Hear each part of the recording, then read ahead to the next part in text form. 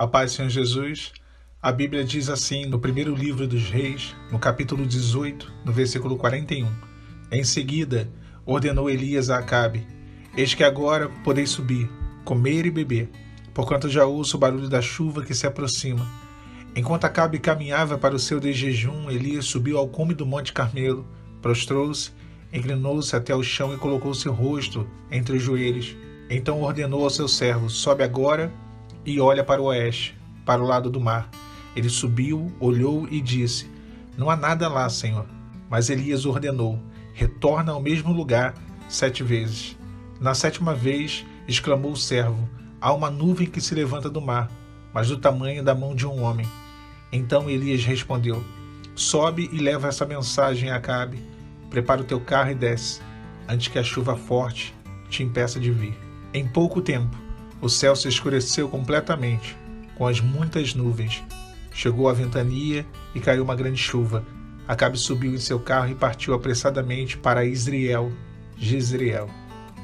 Havia uma grande seca sobre a terra de Samaria, e a seca ela impossibilitava o plantio, a lavoura. Consequentemente, havia também uma grande fome.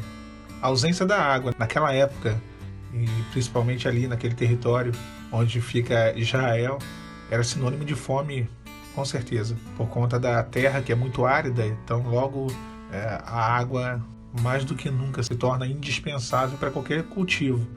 Acabe e Jezabel estavam perseguindo os profetas de Deus.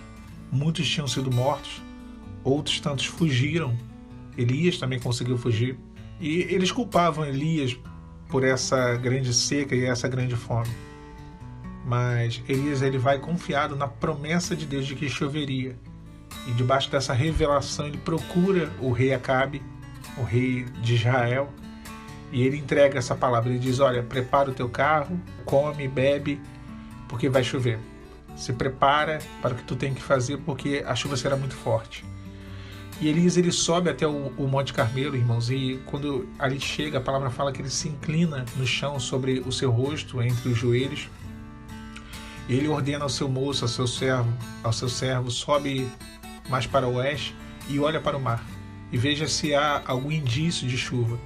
O moço fez esse processo de ir até o lado oeste do monte e olhar para o mar 7 vezes.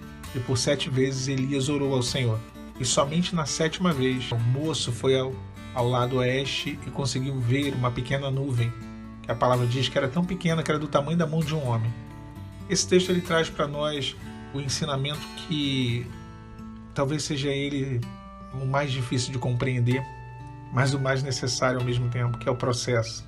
A gente sempre repete ele porque talvez essa dificuldade de compreendê-lo torne necessária até mesmo a repetição. O Senhor tinha dado uma promessa ao profeta Elias de que choveria. Havia uma palavra de Deus, já havia um ruído de chuva, havia algo que viria. No entanto, Elias ele sobe até o Carmelo e ora ao Senhor para que essa promessa se cumpra. E ele não ora uma vez só. Ele ora 1, 2, 3, ele ora 7 vezes. As 7 vezes que ele orou, nas 6 primeiras vezes, não tinha chuva, não tinha nuvem, não tinha sinal nenhum de que aconteceria o cumprimento daquela promessa. Nós podemos tirar algumas lições aqui desse texto. Primeiro, ainda que haja promessa, nós devemos orar. E ainda que oremos, existe um processo de oração que Deus faz questão que nós venhamos a cumpri-lo. Pensem só, os irmãos. Se Elias tivesse chegado na 6ª vez que o moço voltou e disse que não viu nada, e ele tivesse desanimado, ele tivesse ficado descrente acerca da promessa, ele teria parado de orar. Ele teria interrompido aquele processo. Por mais incompreensível que seja o processo. Os processos de Deus, eles não seguem uma lógica. Na nossa cabeça funciona assim: se Deus prometeu, ele vai cumprir. Para que ter que orar 7 vezes? E aqui vamos lembrar de Naamã, quando se banha 7 vezes também no rio.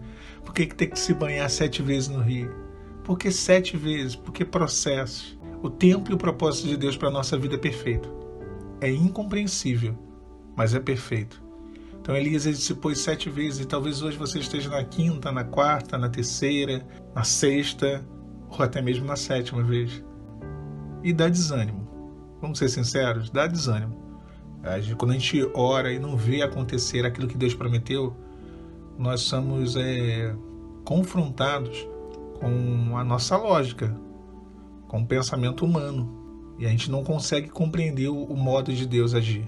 A palavra diz que quando Elias envia pela 7ª vez o moço, ele volta e diz que havia um pequeno sinal, havia um mover. Mas olha que interessante, a nuvem era tão pequena que era do tamanho da mão de um homem. O sinal de mudança era mínimo. Talvez para poder se formar uma nuvem que produzisse chuva, humanamente falando, demoraria muito tempo. Não havia tempo e nem havia atmosfera para poder se formar essa tempestade tão rapidamente. Havia só uma pequena mão, uma pequena nuvem, como a mão de um homem. Mas a palavra fala no versículo 45 que em pouco tempo o céu se escureceu completamente com as muitas nuvens e chegou a ventania e caiu uma grande chuva.